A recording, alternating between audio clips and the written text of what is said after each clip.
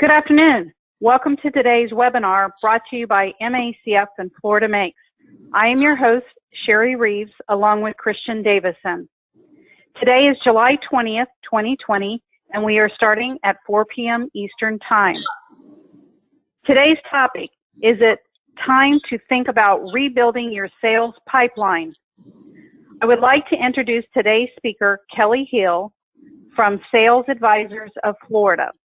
Kelly is the CEO, has a diverse background in manufacturing, sales, marketing, leadership, international procurement and distribution, business scaling, and small business ownership. She and her team offer sales strategy, sales optimization, and sales training, and often become outsourced VPs of sales for their clients. Sales Advisors of Florida is a sales consulting firm that focuses on helping small to medium businesses create a proactive sales approach that results in predictable and sustainable revenue growth. A few housekeeping notes. As a participant, your audio will be in listen-only mode using your phone or computer, whichever is more convenient. Additionally, you will have the opportunity to ask questions using your question window. This is a live webinar event which will be recorded. A link to the recording will be provided to you within a few days. Now, I would like to turn the presentation over to Kelly. Thank you, Kelly, and welcome. Thank you so much. Nice to be a part of this today, Sherry, and thank you, Christian, also for helping run the presentation and collect the questions that we'll be answering at the end of the webinar. I'm going to share my screen now. And I believe this should be totally visible.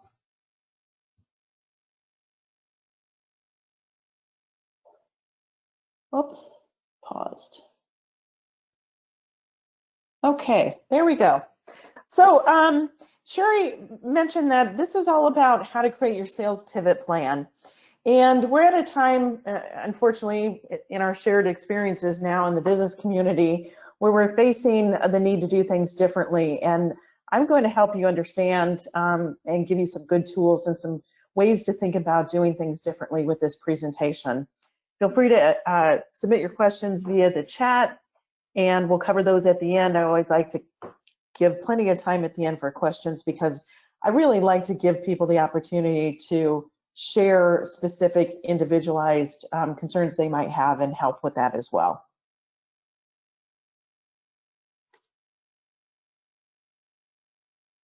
Okay. There we go. So as Sherry mentioned, my company is Sales Advisors of Florida. We work primarily with second stage companies, and we help them grow and thrive by providing sales leadership, sales training, and sales infrastructure. And really that just boils down to either setting up a new sales organization for people that don't currently have one or optimizing the current sales team. We have been in Central Florida for, been in Central Florida for the last 5 years, and we're partners with GrowFL, Florida Makes, and the Edward Lowe Foundation, all really great organizations that are dedicated to helping businesses grow. So you probably heard the word pivot in the past, but you probably haven't heard it used in relationship to business until just recently. But pivots occur at different points in a business growth cycle. Usually occurs when a company is making a fundamental change to their business, and they come to the conclusion that they need to do that because the product or service isn't meeting the needs of the intended market. So whatever worked in the past is no longer working. As companies grow, they also need to pivot because as market needs change or the company discovers new opportunities, that's when it's required, when businesses pivot because they really have to do things differently. And we know at the different growth stages of a business, from startup to scaling to maturity, there's always those inflection points where companies need to do things differently. So the types of business pivots, to give a few examples, are a business that has historically been all B2C and wants to pivot to B2B. So B2C is directly to the consumer or the end user. B2B is selling to another business, and it's a business-to-business transaction. Another type of pivot is government to commercial. And a lot of you on this webinar, of course, have experience with that being in the manufacturing world. So that's a very common pivot for manufacturers, or even vice versa, commercial to government. Another type of pivot is project-based to recurring revenue. And a lot of times that is actually an additional revenue stream that is added, recurring revenue, to offset the inconsistencies in the revenue that come in from project-based. And then finally, sometimes companies have to pivot to an entire new business model. So they reach a point in the business's lifespan where whatever they're offering is no longer relevant, and they have to think about how they can continue to do business but offer something differently. So it's helpful, especially when you're talking about pivoting and sales pivoting, to kind of take a look at what the top small business concerns are this year. And we all came out of 2019 in very nice positions of growth. We had a great outlook for the year. We were worried about things like attracting and retaining talent in a very tight job market, managing growth, trade concerns, competition.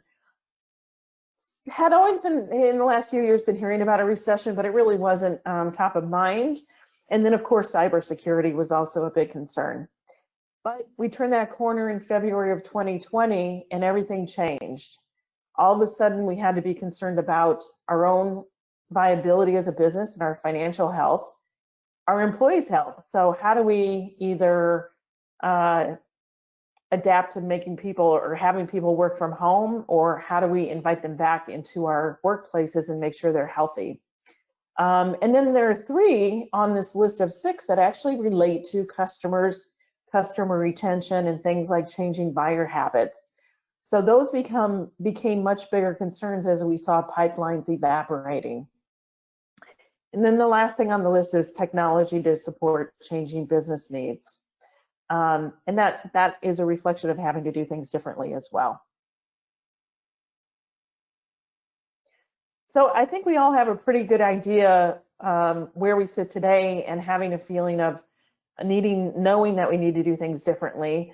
But if we were in a different time, let's say last year, and certain things started to happen, those would be clues to tell you when it's time to pivot. So losing your current customers. So something's changed where the loyal customer base that you had in the past is no longer coming to you and seeking you out. You're noticing your sales pipeline is evaporating. So deals just aren't moving through the sales pipeline. They're not closing at the same rate. They're not coming into the pipeline at the same rate. So you really need to do something differently to correct that situation, because of course, sales are revenues. Market demand is changing. So have your markets changed? Are there other options that people are finding more appealing? Are certain markets maturing and no longer viable? And then of course, the competition can change and radically affect your business. So that's when you know you need to do things differently, is listening to clues that come in from these different areas. So there's some pretty significant buyer behavior changes happening now. And I'd like to point these out because if you look at how these buyer behavior changes are happening, it gives you clues to some pretty radical changes to companies that would be affected. So things like working from home. Not only are commercial real estate organizations being affected radically, people are talking about perhaps there's going to be a shift from people owning instead of renting when it comes to businesses, so they have more control over their facility. So working from home is also affecting a simple thing like dry cleaning, right? So I have a dry cleaning client that business evaporated pretty quickly overnight when everybody was sent home to work from home because nobody's dressing up and having their work clothes dry cleaned. So it really could have an effect on a lot of different areas.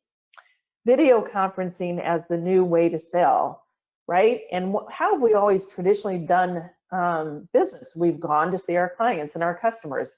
We've wanted to sit in front of them in their businesses, in front of them at their desks, so we could catch up, we could check in with them to see what their important initiatives were, and form that strategic partnership that's based on relationships. Well, now we're in an era where we can't travel, so video conferencing is the way to do business. There's some pretty different nuances to video conferencing as an interaction tool for your clients. Eating at home, something as simple as eating at home. We've all acquired these new cooking skills, this new confidence, the new awareness that it's a lot cheaper to cook at home than it is to eat out. So what kind of a long-term impact is that going to have on the restaurant business and food service businesses in general? Consumer spending, this was has been happening over the last few years, but it's really fast forwarding now. So the only way we can effectively shop in today's environment is online. The retail stores are open, but they're not letting people try on clothes. So how effective is that? And then healthcare. There were some companies that were trying to dabble in telemedicine, and you'd see different opportunities for that occasionally, but it was very sporadic and it wasn't universally accepted by insurance companies. And now, if you haven't had the experience yet, you probably will have it very soon because it's become universally adopted by healthcare providers. And then there's higher education. I think we're still waiting to see how that's all going to play out. Will college kids go back to school in the fall? Will they feel safe enough? Will their parents feel safe enough? Are there certain grades that are going to go back and the others are going to continue to work from home? And how does that all affect a university or a higher educational institution's budget? So I think we'll continue to see a migration from bricks and mortar to more online education. Okay, let's move right into what is a sales pivot plan. This is a slide that has a lot of detail on it. We'll go into each one of these particular headings in future slides, but really just to summarize it, it's a strategic approach to assessing your current customers, your competition, assess your product and service and its current relevance and its future relevance, and then assess your business model. Does your business model still work? Is it really the easiest way of interacting with your clients? Then, once you've done the assessment, it's important to identify what's working and what's changed, and also what's likely to change in the future. The next step is rethinking your product or service, and really trying to understand what's going to happen with the relevance of that product and service going forward. Rethink your target clients. If you do need to make a change, you'll probably have a different target client. And what are their buying behaviors? So who are the right people within those organizations?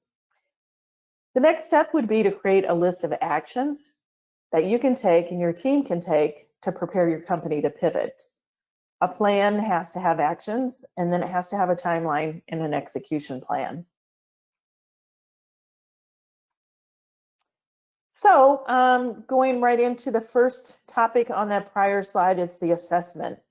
I really highly recommend using a simple questionnaire, not in an electric format. If you can do it via phone, it's much more effective in my experience. But of course, we all get those email questionnaires and how am I doing type requests. But basically, you want to ask a few key questions to understand what's happening with your current customers. So you want to ask, how is your business doing? You want to ask what they're hearing from their clients and customers. So what are they picking up from that feedback they're getting that helps clue you into how their business is changing? And then the third question is, how are they changing their business to meet those changes in demand? So what is it they're planning to do to pivot? And it's quite fine to say, where do you expect your company to be in 6 months? Do you think you're going to come out of this stronger? Do you think you're going to have to make some material changes? But what are you thinking? And then the fifth question is really, what can you do to help? Because during this assessment, you're trying to assess how they need to do things differently and how you can be seen as a strategic partner as they figure that out. Using your salespeople is really highly recommended. You might not always be able to talk to a senior level executive within your customers' businesses or your clients' businesses, but it's perfectly fine for salespeople to talk to salespeople and share that information. And again, I really think it's much more effective if you can set up a 15-minute call and express that you really care about them and their business, and you want to keep those lines of communication open. So the next step in the process is assessing your competition. And there's some tips here on how to do that. And you can do this anytime. You can do it when you're trying to determine what's changing, but you can also do it to keep tabs on how your competition is doing their business. So the first thing I recommend is checking their websites for clues to how they're changing their businesses. And websites are being updated pretty often these days. If you go out and do a survey of your competition, you'll notice they've got pop-ups on how they're handling COVID, how they're protecting their clients, or sorry, their employees, how they're interacting with the community. But really check their website and note those changes. Number two, sign up for their email communications. You can do that very easily. Most websites anymore have a form that you can fill out. They don't really filter who's filling those out, so it's pretty easy to get on your competition's mailing list. Follow their social media accounts, so follow them on Facebook, follow them on LinkedIn. Really kind of pay attention to what they're posting, what they're publishing, how they're communicating. And then have your salespeople talk to their salespeople. You of course don't want anybody to give up any trade secrets or intellectual property in these conversations, but salespeople love to talk to each other, and it's really great to have them reach out and just kind of ask how it's going with the other salespeople in their networks. And then the fourth thing is creating Google alerts. So you can create Google alerts for competition. You can create Google alerts for major clients. You can create Google alerts for potential clients. But Google alerts basically allow you to keep tabs on anything that is being newsworthy, being considered newsworthy that Google tracks. So once it has a name of a company or a name of a person, then it'll automatically alert you whenever that company's name is mentioned or that person's name is mentioned. And I find it really helpful to assign an employee within your organization to keep a log of those alerts. So instead of a lot of one-offs that are floating around the company, if one person keeps a log, compiles that in one maybe summary email that gets sent out either daily or weekly, that tends to be pretty effective. You can use that information to really keep tabs on your competition. And then, we're getting into a little bit of a harder territory here, right? So it's taking a real hard look at your offering, your product, your service. And some of you probably offer both. You're manufacturing certain items and you're probably providing some maintenance services or some support services for those items that you're manufacturing. But you really need to sit down and say, is there a need for it now? So you've seen your sales pipeline evaporate. What's happening? Is it no longer relevant, or is it just a pause? And then after you've answered that question, you need to ask, is there a need for it in the future? So a year from now, when we come out of this, will there still be a need? Will that demand, when your customers and clients are ready to ramp back up, will that demand be there, or will it look different? And then it's really helpful to start thinking about, will there be additional needs in the future that you can address by modifying your offering? Of course, if we're adding features, we're adding components, we're adding extensions to our product line, those are a lot easier to do than totally chucking what you have and starting over. So it's helpful to see if you can make the most of what you currently have and make that more relevant by modifying it. And probably the hardest question of all is, will there be additional needs in the future that you can address with new offerings? So that requires a little bit of a, a magic, fortune-telling ball, where you really need to look into the future. But you can develop some scenarios to help you start to keep track of what looks the most likely going forward. And I also find it helpful to use the feedback you receive from your current customers to help answer these questions. So you're not going to ask these questions of your current customers, but you're going to pull all that feedback together of your top 10 or 20 customers, and that'll help guide you in these answers. All right, so then you really got a better understanding of what you think is going to happen with your current customers, how you think your product or service is going to end up when we're down the road through this a little bit further. Now you need to think about what changes you need to make to serve your current clients and your future clients. So the business model that you have today, is it still relevant? Is it still set up to be a preferred supplier? So you need to think about your technology. You need to think about, do you have the right technological tools to support your teams up for success? Do you have the right technology to respond to your clients' and customers' requests for changes quickly, and be seen as nimble and viable? Maybe you need to change your ordering process. Maybe there's something in your ordering process that can be done to make it easier for you to do business with. You need to take a strong look at your sales process and your sales team. So the sales process, if you have a written sales process, should be reviewed once a year anyway. But if you haven't taken that out and dusted it off, it's really important to look at that sales process and highlight what won't work going forward and what needs to change. And then it's a matter of retraining your sales team. Your website functionality. If you're going to be driving new people to you by changing, you're doing a sales pivot plan and changing who you're trying to engage, then you need a website that really talks to your credibility. It looks like you're in the modern century. So you should have website functionality. It's pretty easy to navigate. It's easy to reach you if they want to communicate with you, and to be prepared to be reactive when you do get leads or comments that come in from your websites. And then of course your communication plan. So how are you going to communicate ongoingly to your current customers about changes you're making, and how are you going to communicate to prospects going forward?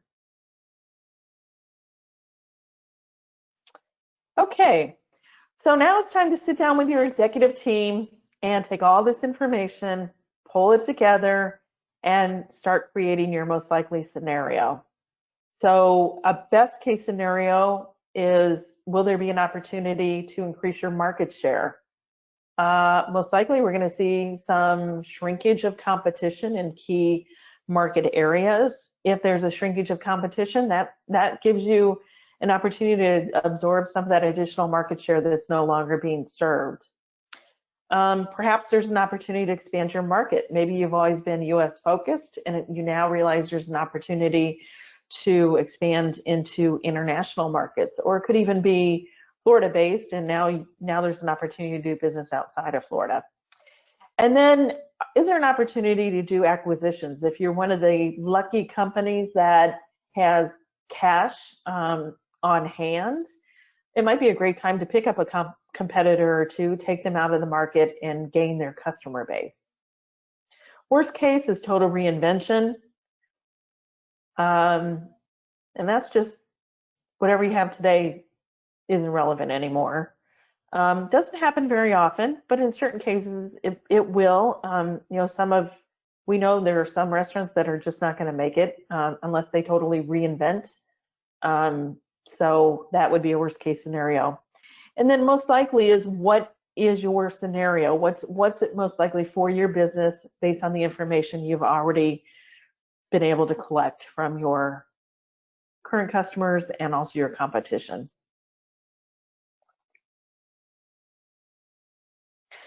All right, so once you've gone through the exercise of developing what you think your most likely scenario is, now you need to prepare for it. So you need to develop key actions that will help you prepare for that scenario. For example, if it's, best case scenario, develop a strategy for contacting your competition's customers, right? So you want to be proactive about having a strategy already in place where you can be the one that customers go to find when they no longer have your competition as their supplier. Update your unique value proposition and messaging to resonate with the new sales approach. So often you need to talk about yourself differently, so you need to have proper sales messaging that resonates. You'll need to train your sales team on your new approach. They've always been doing business one way, so how do they pivot and start talking about your new approach in a way that's meaningful, impactful, and converts prospects into new customers? You will need to create a communication strategy because you want to be there to engage these new audiences. So how do you find those new audiences and how do you talk to them? How do you drive them to your websites?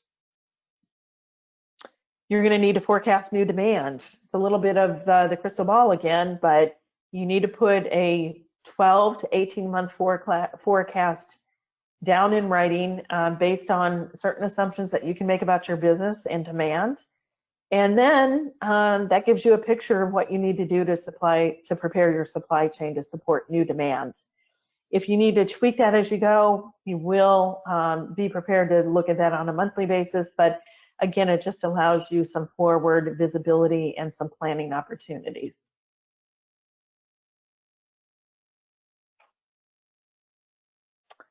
All right, well, the next step then is your implementation plan.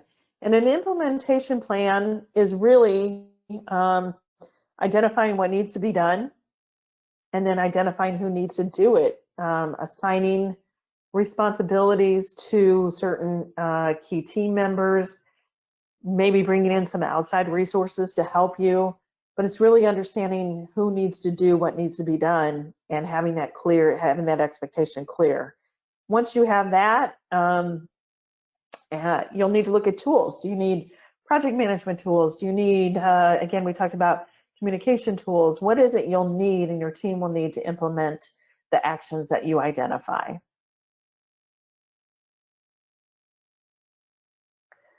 So now I'd like to share with you some real world examples of sales pivot plans. And these are either folks that I've worked with directly myself or have come into contact with in my role as a sales consultant. One of these is a government to commercial pivot. So this was a government contracting company that has a long history of being a government contractor. It's a custom manufacturing company. They make things like wiring harnesses and control box modules. They realized that they wanted to add a commercial commercial sales ability to their team and sort of balance out that government contracting work. So they created a whole new revenue stream by developing a proactive sales approach to the commercial market. And that was comprised of identifying commercial targets, and they were able to narrow this down using some market research. So who would be the prime targets and prospects for this new commercial side of the business? Heavy equipment manufacturers came out on top, things like big cranes or big construction equipment. And then the Sun Belt and Texas were geographically identified because that's where you had the biggest concentrations of heavy equipment manufacturers. They hired a commercial business development sales rep. So within their own group, they only had government salespeople, which is a totally different process. Really need a whole different skill set to build a brand new market. So in sales terminology, we would call that a hunter. Somebody's out there opening up new clients, new customers, new markets, not afraid to what I call pioneer. And then they developed a website landing page and messaging for the commercial audience. They knew if they were going to drive this new type of commercial prospect to their website, and all it talked about was what a great government contractor they were, there would be a disconnect there. So they realized the importance of developing that website landing page and messaging. So these efforts over about 18 months brought in an additional $2 million in revenue, and that's an ongoing new revenue stream for the company. Now here's an example of a sales pivot plan that basically adds a recurring revenue model to an existing business to help basically smooth out the project dips and valleys and hills, if you will. So the security and surveillance company, they went from being all project-based, so installations of security monitoring systems and for law enforcement and municipalities, to adding this recurring revenue stream. So they were really affected when COVID started happening early on in the year in February, and they quickly came to the conclusion that the project business was being put on hold. So they said, how can we take our existing team and create a new recurring revenue model so we keep that cash coming in and help us get to the other side? So they quickly identified a target audience, small to medium business owners with multiple locations. Could be franchisees of multi-unit locations, could be people like I'd call it like a Massey Services or somebody like that who has multiple locations throughout a geographical area. And what they did is they offered mobile access for all cameras, all locations, real time. And then cloud storage for camera recording. So managers could go back and review certain dates and times, review activities at their leisure. And this recurring revenue model allowed them to charge a monthly fee for the camera access and for the cloud storage, which resulted in new recurring revenues that make up 20% of their total. So it really gave them the lifeline they needed to survive through COVID. And here's another one. So this is a Central Florida B2C company that has pivoted to B2B. It's a fuel additive company. They had a successful business in retail. So you'd find their product on shelves of car parts and retailers that offer auto supplies, basically. But they had stagnant sales. So they weren't seeing increases. They weren't sure how to differentiate their product in a retail market anymore. Competition was becoming very fierce. So they pivoted to targeting bulk fuel tank operators. So you'll see the big gasoline delivery tankers that are sitting in the parking lot of gas stations. It's the people that basically supply the tank to the fuel to those tankers. So bulk fuel tank operators. They worked with a market research firm. They identified fuel tank operators in key markets. They developed a sales approach and hired distributors. So how do we go out and sell this to these key targets? That's their sales approach. What's their messaging? What's their problem that they solve? And they pivoted. They started in one key geographical area. So they said, we're not going to try to do this nationwide. We're going to start with one key geographical area. We're going to work out the process, make sure it works before we expand, keep our learnings relatively close to the vest so it doesn't affect our reputation. And then after they worked out all the bugs, they expanded into 5 key markets where there's a concentration of bulk tank operators. So they were able to turn their financial situation around from stagnant sales for the last few years to increase revenues by 30% and improve margins. The B2B business had a higher margin than the B2C, as most retail is pretty low margin. So it was a success story for the son of the original founders, who is now in charge of that company and taking it forward. So I like to remind business owners that a sales pivot plan is much more than just a new sales approach. It affects your whole company. And because it affects your whole company, there are some considerations from the top down that you need to keep in mind. So you're the CEO, you're the president, you're the executive team. You really need to take responsibility for deciding and activating your organization's response to the need to do business differently. And it will require not only an announcement, but it will require ongoing reinforcement, because your whole business was built around doing business one way. and now you're asking people to change. So that needs to be an ongoing effort.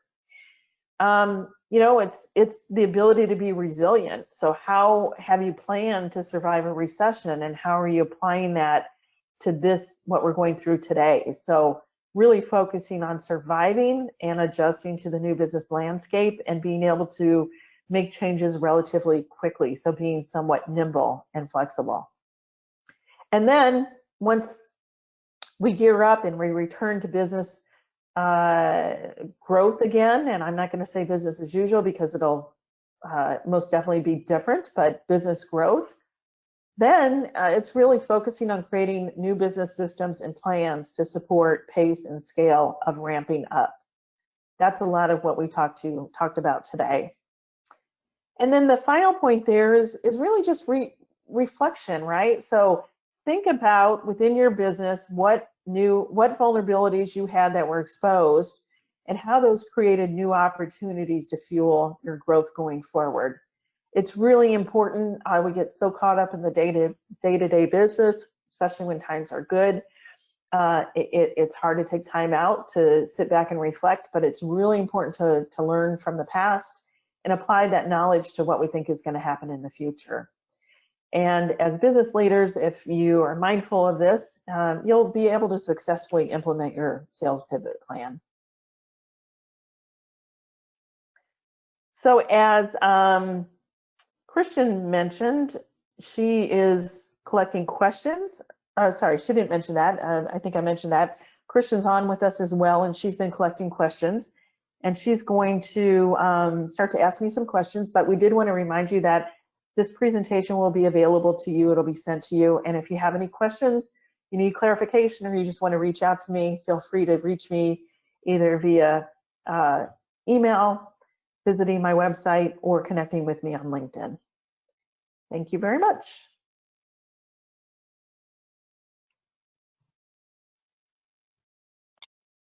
Kelly, what a great presentation. Thank you so very much. And Christian, what type of questions are we getting in this afternoon?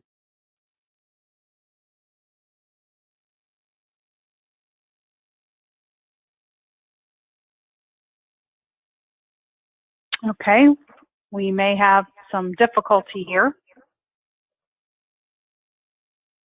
Can you hear me, Kelly? I can, yep, I can hear you, Sherry. Okay. Yeah, let me see if I can pull up the chat and maybe answer some of those questions myself. Okay. Yeah, okay, so here's a question that somebody said, how can I get my sales team to refocus, and how can I get them to effectively do things differently? A really important way to approach to doing this is to help them understand why you need to do this, and then to give them the rationale behind who you're targeting and why that's important to your business. So most salespeople really like to sell, but if they've only done things one way for a long time, it's going to be hard for them to change their approach. So you want to provide them with the clear target of prospects you're going to be going after, updated sales messaging. So what is your unique value proposition and how does that relate to the new business? You want to role play with them. You want to basically say, okay, you're going to be calling this type of person, pretend I'm that type of person, and let's have that conversation.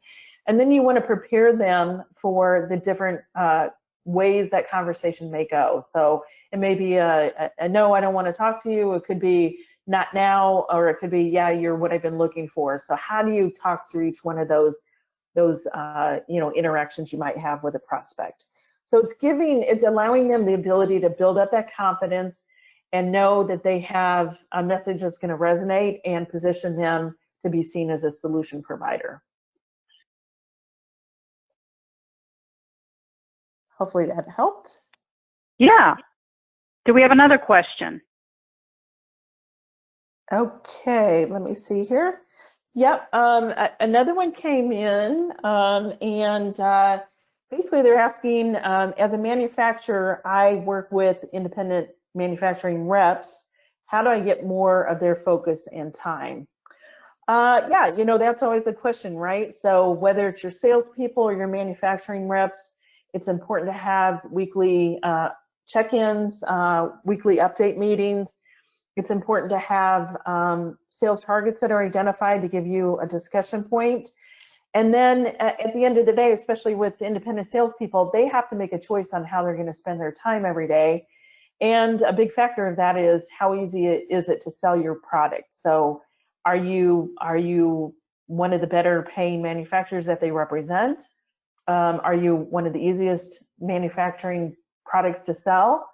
And have you given them the appropriate tools? So as long as you open that door, have those conversations with your sales reps and ask them how you can be a better, a stronger partner to them, they'll give you some pretty good feedback and guide you towards ways that'll help them spend more time on selling your products in their territories. Excellent. Were there any more questions, Kelly? I don't see any here. Okay. But I'm open for questions if they might come in afterwards. Or again, I welcome people to reach out to me directly. Okay. Well, again, we would like to thank you for your time today and your years of experience in the manufacturing arena. We also want to thank once again Florida Makes for their continued support of the Florida manufacturers. We thank all the attendees for participating in today's webinar. And if you would like more information about MACF, please check out our website at www.macf.biz. For future events, you can also visit our website, and we have an event page. As you exit the webinar, we're seeking your feedback on how to improve these webinars and really better meet your needs with topics of value to you.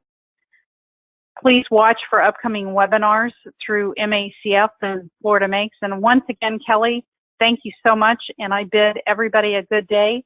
Stay well and keep manufacturing.